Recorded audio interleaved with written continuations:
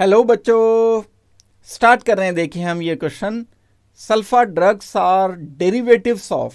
हमें बताना है कि जो सल्फा ड्रग्स होते हैं वो इन चार में से किसके डेरिवेटिव्स हैं। बेंजीन सल्फोनिक एसिड का डेरिवेटिव है, या सल्फेनिलिक एसिड का डेरिवेटिव है, या सल्फेनिलमाइड का डेरिवेटिव है, या ये पैरा अमीनो बेंजोइक एसिड का डेरिवेटिव है। पहले इनके हम स्ट्रक्चर्स देखते हैं कि ये चारों के स्ट्रक्चर्स क्या हैं। बेंजीन सल्फोनिक एसिड तो होता है बेंजीन SO3H, लेकिन जो सल्फर ड्रग्स होते हैं उनमें अमाइड लिंकेज होता है, एक सब्स्टिट्यूटेड अमाइड। तो ये तो हमारा आंसर नहीं होगा। बी पार्ट देखते हैं। सल्फेनिलिक एसिड एक स्ट्रक्चर है, बेंजीन पर SO3H ग्रुप अगर हम लगा देते हैं और इसका H पॉजिटिव हटाकर नेगेटिव, और यहाँ जो NH2 ग्रुप लगा हुआ है उसमें ये वाला H पॉजिटिव आ गया, ज्यूटर आयन बन गया ये बच्चों। एक ज्यूटर आयन ऐसा आयन होता है जिसमें कैटायन एनायन दोनों प्रेजेंट होते हैं। तो ये सल्फेनिलिक एसिड बी पार्ट हो गया। सी पार्ट अगर हम चेक करते हैं तो ये सल्फेनिलमाइड जो सल्फर ड्रग्स होते हैं, ये क्या स्ट्रक्चर्स हैं।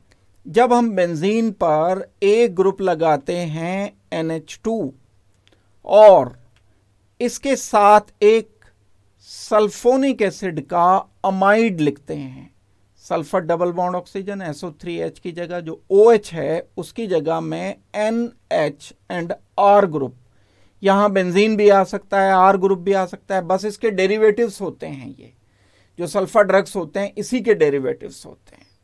और जो हमारा डी पार्ट है, डी पार्ट में para amino benzoic acid, benzoic acid क्या होता है COOH, और पैरा पोजीशन पर NH2 ग्रुप लगा हुआ है।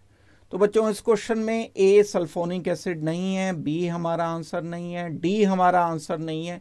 ये जो कंपाउंड होता है जिसमें सल्फोनिक एसिड के साथ अगर मैं SO3H के साथ अमाइड बना देता हूं, ये SO3H ग्रुप है, S double bond oxygen, OH carboxylic acid, जैसे कार्बोक्सिलिक एसिड ऐसे सल्फोनिक एसिड। तो इसका अगर ये OH हटाकर मैं यहां पर नाइट्रोजन ग्रुप इंट्रोड्यूस कर देता हूं तो सल्फोनामाइड एक ये बन जाता है, और एनिलीन भी अवेलेबल है तो सल्फेनिलमाइड इसे बोलते हैं हम। अगर इसके डेरिवेटिव्स होते हैं वो सब सल्फा ड्रग्स बोले जाते हैं, और ये एंटीबायोटिक की तरह से इस्तेमाल होते हैं जो सल्फा ड्रग्स होते हैं।